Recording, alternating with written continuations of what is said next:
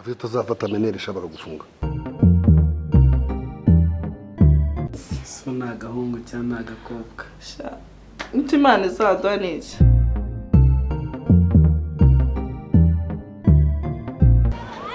Ndago yari bana ya.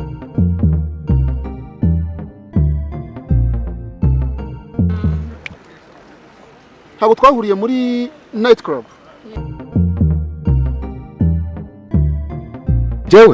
Njyewe urakina nanjye banyita secretary engineer the gate ninjye management w'uru rugi.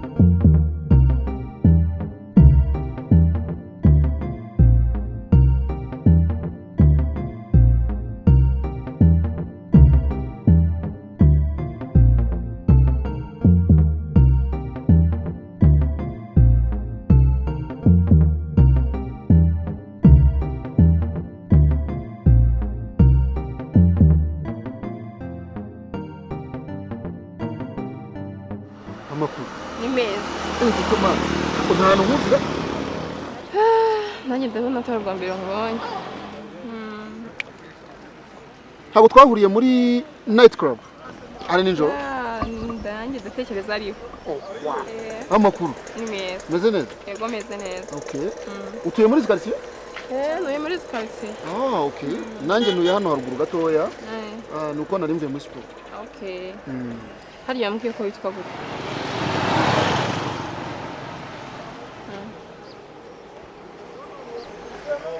Kumbwira izina urabitekereza? Nari ndi kwibuka kuntu duhura muri night club kuntu wari umeze. Wasmeringaga neza. Uburyo wa donc nari ndimo ndatekereza cyagiye wa mugoroba ari mwiza. By the way, nitwa Ndori James. Nanjye nitwa mwiza.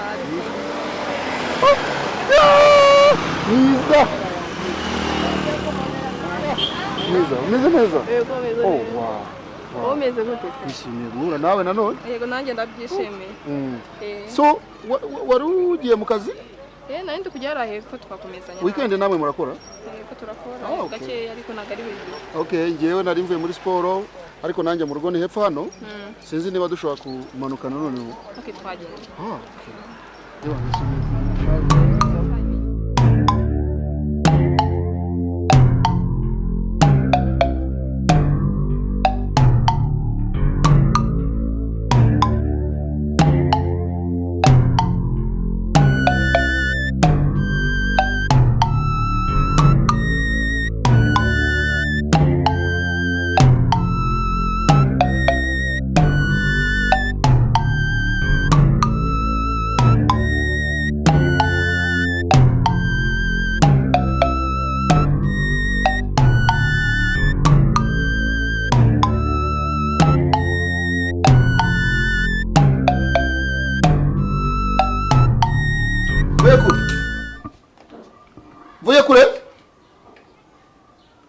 Vuye kure.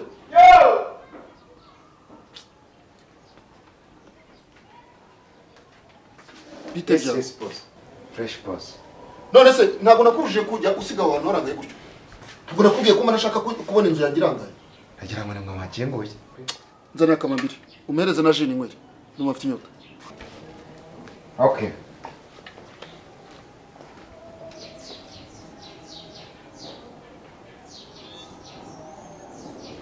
Ego Edouard.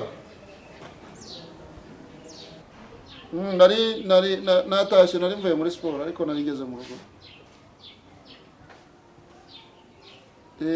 Oya nta kibazo. Oya navuye muri siporo natashye nari ngeze mu rugo. Uretse ariko noneho banza warasaze. Reba ibyo bintu uje wikoreye. bose baragenda ndi kwihutisha imirimo reka nshyiramo imibare ntamara gushyiramo imibare nkumva ibintu ni byinshi nkahita mbyihutisha vuba fasta kwihutisha imirimo. Reba iki kabiri kangahe nywesha ikirahure cyuzuye amazi gutya cya plastique.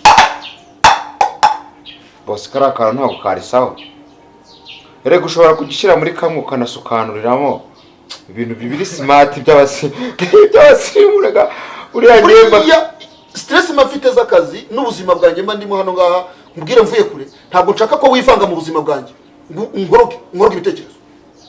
uranyumva neza? niba uzi ko udakeneye gukora akazi kawe nk'uko inshingano zawe zibigusaba nzakwirukana. bose ngagabanye umujinya basi reka ngusukiremo gerega nahoze nkorana n'abantu b'abazungu. Faster boss. Oya genda vama.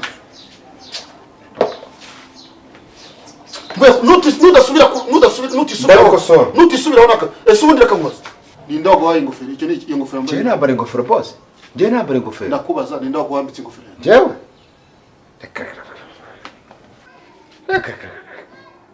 Sinjeze ngira ingofero hano. Iyo ngofero wambaye ninda wayiguhaye. Ariko mvuye ko uri muzima uratekereza ufite ibitekerezo akanya umaze hano ngaha utangiye kunyambarira n'imyenda n'ingofero ejo zasanga wambaye n'inkweto zangize nzasanga wambaye n'ipantaro n'ishati. Ngiye nambarana nawe se rero nuko ujya kumukume ngo Yesu akoze igitangaza nk'ibi bintu ngende kubibana nk'igitangaza cye ko n'ingofero yaje ikangwa mu mutwe nge uretse ko ubundi boss usibye kare ko abantu ba boss mukomeze ibintu ubundi ushobora kwituga tapurisha ugashyiraho na Weko watuma nkumerera nabi muri amasaha. Ntabwo nambarana nawe ubimenye. Sinzongera kubona wambaye ikintu cyanjye. Iyo ngofero ntabwo nzongera kwikoza mu mutwe wanjye. Ntabwo nambarana nawe. Please leave me alone. Sinzongera kukubona wanyambariye umwenda. Nzaza n'amarone.